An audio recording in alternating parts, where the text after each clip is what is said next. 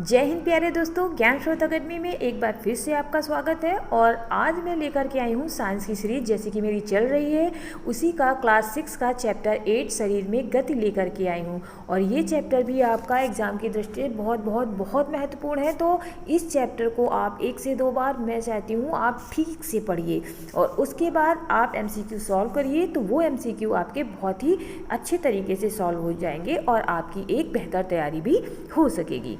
और अगर मेरे ये वीडियो पसंद आए तो प्लीज़ प्लीज़ प्लीज़ लाइक करना और सब्सक्राइब करना ना भूलिए। देखिए, आपके सब्सक्राइब करने से आपका कुछ नहीं नुकसान होगा और मेरा जो है मुझे आगे बढ़ने में मदद मिलेगी। तो प्लीज़ इस बात को ध्यान में रखिए। तो आइए चलते हैं और शुरू करते हैं हम अपना आज का सीरीज़। तो आज की सीरीज़ में हमारा पहला क्वेश्चन है कि किसके वक्ष से 2 जोड़े पंख जुड़े होते हैं। तो किसके वक्ष से 2 जोड़े पंख जुड़े होते हैं? तिलचट्टा है, छिपकली है, तितली है या इनमें से कोई नहीं। तो अगर आपको पता होगा तो जो हमारा तिलचट्टा होता है इसके वक्ष से 2 जोड़े पंख जुड़े होते हैं। आगे बढ़ते हैं और नेक्स्ट क्वेश्चन हम देखते हैं कि एक्सरे मशीन के द्वारा किसकी क्षति का पता लगाया जाता है। तो मुझे लगता है कि ये प्रश्न जो है सभी बच्चों को आता होगा कि एक्सरे मशीन के द्वारा किसकी क्षति का पता लगाया जा सकता है। तो उपास्थियों का, अस्थियों का कि पेशियों का। तो जाहिर सी बात है कि अस्थियों का पता लगाया जाता है। आगे नेक्स्ट क्वेश्चन हमारा है कि कान का निचला भाग किस कारण नरम होता है। तो आप अपने कान को स्पर्श करिए और स्पर्श करके देखिए कि कान का आपका निचला भाग जो है ये किस कारण नरम होता है। तो कान का हमारा जो निचला भाग होता है वह उपास्थियों के कारण जो होता है नरम होता है। आगे इसमें क्वेश्चन दिया हुआ है कि मेढक जल में गति करता है। तो मेढक जो है जल में गति किसके द्वारा करता है? पिछली टांगों के द्वारा, जाल युक्त पैरों के द्वारा कि अपनी त्वचा के द्वारा कि इनमें से कोई नहीं। तो मेढक जो है वो जल में गति किसके द्वारा करता है? जाल युक्त पैरों से करता है। तो ये क्वेश्चन आपका इम्पॉर्टेंट है। और आगे बढ़ते हैं और यहाँ पर दिया है कि संधि किसे कहते हैं। अब संधि का मतलब होता है हड्डियाँ, जो हमारे शरीर की हड्डियाँ होती हैं। तो संधि किसे कहते हैं? शरीर का एक स्थान से दूसरे स्थान पर जाना, या जहाँ 2 अस्थियाँ एक दूसरे से जुड़ी होती हैं, या उपास्थियों से बने अंग, या इनमें से कोई नहीं। तो जहाँ पर ऑप्शन बी हमारा करेक्ट हो जाएगा कि जहाँ 2 अस्थियाँ एक दूसरे से जुड़ी होती हैं उसे क्या कहते हैं? संधि। सॉरी, अभी मैंने बोल दिया संधि मतलब हड्डी नहीं, संधि का मतलब होता है कि जहाँ पर 2 चीज़ें जुड़ती हैं उसे ही संधि कहते हैं। आगे बढ़ते हैं और हम अपना अगला प्रश्न देखते हैं। हमारा अगला प्रश्न है कि अमाशय के निचले भागों की सुरक्षा कौन करता है। ये क्वेश्चन भी इसमें स्टार लगा लीजिएगा। ये क्वेश्चन भी इम्पॉर्टेंट है कि अमाशय के निचले भागों की सुरक्षा कौन करता है। मेरुदंड की अस्थियां करती हैं, उपास्थियां करती हैं, श्रोणि अस्थियां करती हैं। तो हमारे अमाशय के निचले भागों की सुरक्षा जो है वो श्रोणि अस्थियां करती हैं। आगे बढ़ते हैं और आगे बढ़ते हुए हम अपना अगला प्रश्न देखते हैं कि दीवारों पर रेंगने वाला जंतु है। तो आप सभी को पता है सांप है।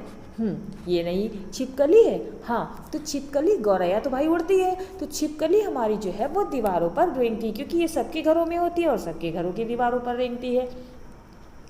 आगे बढ़ते हैं। यहाँ पर है मछली पानी में किसकी सहायता से तैरती है। पूंछ की सहायता से, आकृति की सहायता से, मीन पंख की सहायता से, या इनमें से कोई नहीं। तो जो मछली है वो हमारी पानी में मीन पंख की सहायता से तैरती है।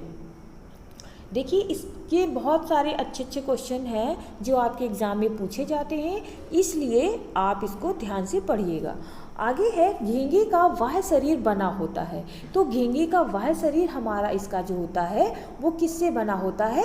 मांसपेशियों से बना होता है। आगे बढ़ते हैं और नेक्स्ट क्वेश्चन देखते हैं कि अस्थियों का गति का कारण होता है। तो अस्थियों के गति का कारण क्या होता है? पेशियों का फैलना कि पेशियों का सिकुड़ना?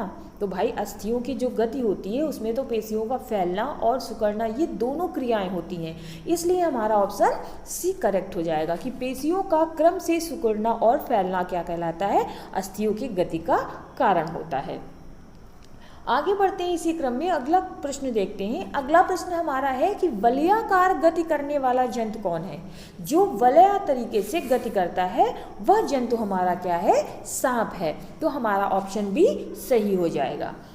नेक्स्ट क्वेश्चन हमारा है कि हमारे शरीर का कौन सा अंग पूर्णतया घूम सकता है। भुजा और टांग है, तो भुजा और टांग जो हमारी होती हैं ये अंग हमारे पूर्णतया घूम सकते हैं। आगे है इसमें मेरुदंड का क्या कार्य है, तो शरीर का सीधे खड़ा रखना, शरीर को घुमाना, हिंज संधि और अचल संधि, इनमें से कोई नहीं। तो मेरुदंड का कार्य होता है शरीर को सीधे खड़ा रखना। आगे नेक्स्ट क्वेश्चन हमारा है कि पसली पिंजर का क्या कार्य होता है। तो हमारा जो पसली पिंजर है उसका कार्य क्या होता है, सोचिए, सोचकर जवाब दीजिए। शरीर का सीधा खड़ा रखना, शरीर को घुमाना, शरीर के महत्वपूर्ण अंगों की रक्षा करना। तो जी हाँ, option C is correct answer. पसली पिंजर का कार्य होता है शरीर के महत्वपूर्ण अंगों की रक्षा करना। आगे बढ़ते हैं इसी क्रम में और हम अपना अगला प्रश्न देखते हैं कि शरीर के किन भागों में संधि होती है। तो कोहनी में होती है, कंधे में होती है, कोहनी में, कंधे में कि घुटने और गर्दन में। तो यहाँ पर हो जाएगा उपरोक्त सभी, ऑप्शन डी हमारा करेक्ट हो जाएगा क्योंकि शरीर के सभी भागों में संधि होती है। आगे चलते हैं और यहाँ पर देखते हैं कि किस संधि से शरीर में गति होती है। तो जहाँ पर आपने अगर चैप्टर पढ़ा है तो उसमें पढ़ा होगा जब अस्थियाँ और मांसपेशियों मिलती हैं तो उन दोनों की मदद से ही हमारे शरीर में गति होती है। तो किसकी संधि से शरीर में गति होती है, तो अस्थियों और मांसपेशियों की संधि से शरीर में गति होती है। आगे बढ़ते हैं और नेक्स्ट क्वेश्चन देखते हैं। नेक्स्ट क्वेश्चन है निम्न में से किसका कंकाल नहीं होता है, सांप का, छिपकली का, केचुए का या पक्षियों का। तो मुझे लगता है ये आप लोगों को आता है। जी हाँ, सी ऑप्शन इज करेक्ट, केचुए का। निम्न में से किसका कंकाल, तो केचुए में कंकाल नहीं पाया जाता है और ये क्वेश्चन जो है बहुत ही इम्पॉर्टेंट है। आगे बढ़ते हैं और आगे हमारा जो है हमारे शरीर में कितने प्रकार की संधियाँ होती हैं। तो हमारे शरीर में कंदुक खलिका संधि, दुराग्र संधि, हिंज और अचल संधि, ये सभी संधियाँ पाई जाती हैं। तो हमारा डी इज करेक्ट आंसर हो जाएगा।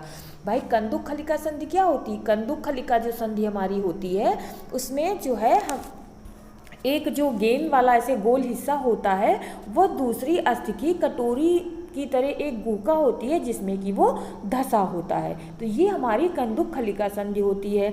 और दुराग्र संधि क्या होती है, तो गर्दन और सिर को जोड़ने वाली संधि दुराग्र संधि कहलाती है, जिसे हम क्या करते हैं आगे पीछे बाएं दाएं घुमा सकते हैं आसानी से। तो ये हमारी दुराग्र संधि होती है।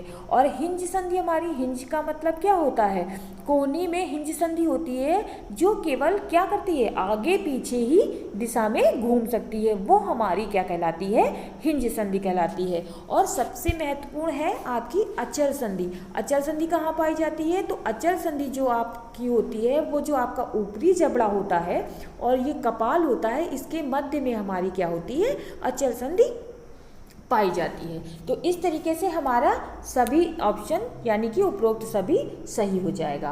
आगे बढ़ते हैं और अपना नेक्स्ट देखते हैं। यहाँ पर 6 कॉलम दे दिया गया है, अब यहाँ पर आपको मिलान करना है। तो जैसे मछली है तो मछली क्या वाह्य कंकाल होती है, एक अचल संधि है, शरीर पर पंख, तो हाँ मछली के शरीर पर पंख है तो ए का ये हो जाएगा।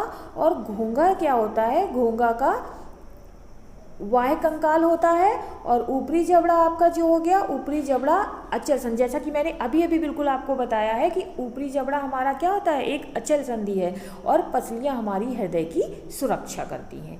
तो आगे बढ़ते हैं, अपना नेक्स्ट क्वेश्चन देखते हैं। नेक्स्ट क्वेश्चन हमारा है मछलियों का शरीर कैसा होता है। तो ये सभी को पता होगा कि मछलियों का शरीर कैसा होता है, धारा रेखित होता है। तो हमारा ऑप्शन इज करेक्ट आंसर हो जाएगा।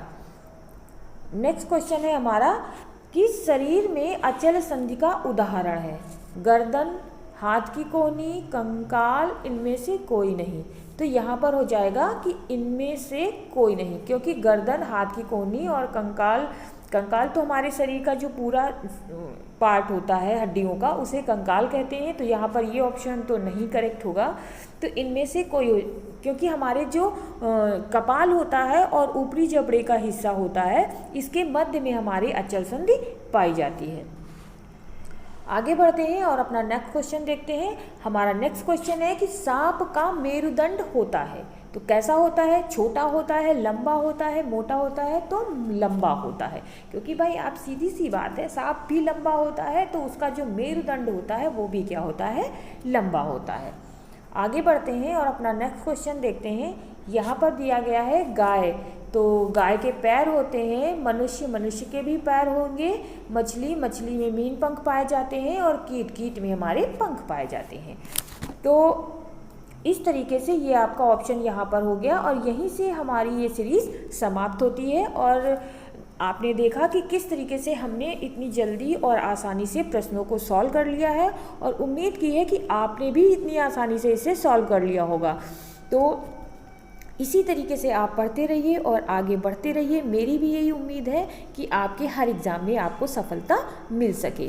तो मेरी इसी उम्मीद को आगे बढ़ाने के लिए प्लीज़ मुझे भी थोड़ा सा प्रोत्साहन मिले, इसलिए अगर आपको मेरा वीडियो ये पसंद आता है तो प्लीज़ लाइक करना और सब्सक्राइब करना ना भूलें। जय हिंद।